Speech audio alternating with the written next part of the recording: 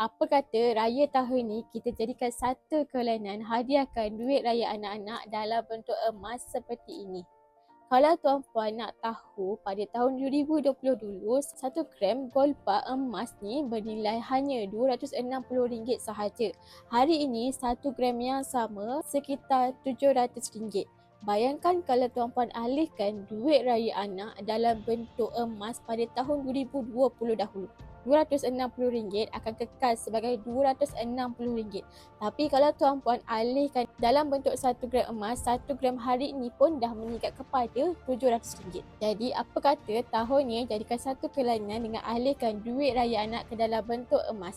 Untuk pengaduan tuan-puan bagi anak-anak yang berumur 18 tahun ke bawah, di Public Gold kita ada aircon emas GFP Junior yang mana tuan-puan boleh menabung emas untuk anak-anak tuan-puan. Sebagai contoh, kita target 100 gram emas untuk anak-anak sebagai dana pendidikan.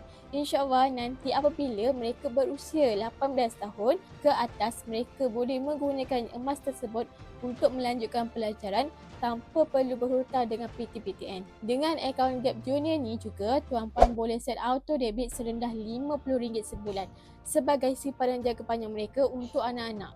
Jadi macam mana nak buka akaun emas anak-anak sebagai persediaan untuk hadiah duit raya anak-anak nanti? Tuan-puan boleh rujuk pin video saya untuk langkah mudah daftar akaun. Nanti saya akan bantu tuan-puan cara yang terbaik untuk menabung emas dengan Public Gold mengikut bajet. Jangan lupa untuk follow untuk lebih lagi ilmu emas dan kewangan.